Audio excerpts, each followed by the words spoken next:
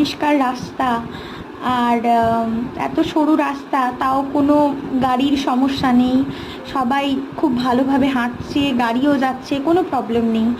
আর দেখো আমরা চলে এসেছি একদম জুয়ের সামনেই। এবার আমরা টিকিট কাটবো, তারপরে জুয়ের ভেতর ঢুকবো। আমরা এখন জুয়ের ভেতর চলে এসেছি। এখানের বেঞ্চগুলোও খুব সুন্দরভাবে কালারফুল করা ছিল। আর এটা হচ্ছে নীলগাই না এরকম কিছু একটা ছিল। আর এখানে অনেকগুলো ছোট ছোট হরিণ টাইপের, তারপরে অনেক প্রজাতির হরিণ বা এরকম টাইপের কিছু ছিল, আমি ঠিক নামগুলো মনে করতে পারছি না এখন। আর এই সেই একটা সুন্দর বাঘ, মানে যেটার জন্য আমরা আর কি জুতে যাই। তো এই হচ্ছে বেবি বাঘ, ঠিক খাঁচার ও পাশে ছিল মা বাঘ। তো বেবি বাঘ আর কি সবসময় লম্ফজম্প করছিল। আমরা 5-10 মিনিট মতো ছিলাম সেই জায়গায়। ও কিন্তু কন্টিনিউয়াসলি এরমভাবে আপ ডাউন